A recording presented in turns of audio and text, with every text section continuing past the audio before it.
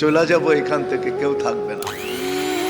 যিনি থাকার উনি যখন থাকেন নাই, কারো কাছে মালাকুল মউত অনুমতি নিয়ে আসে নাই, আসবে না।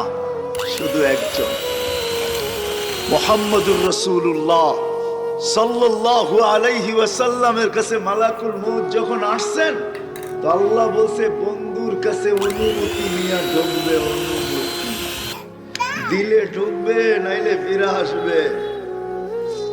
বন্ধু আমার, খবর তার অনুমতি ছাড়া যায় গর্জায় ঢুকা যাবে না।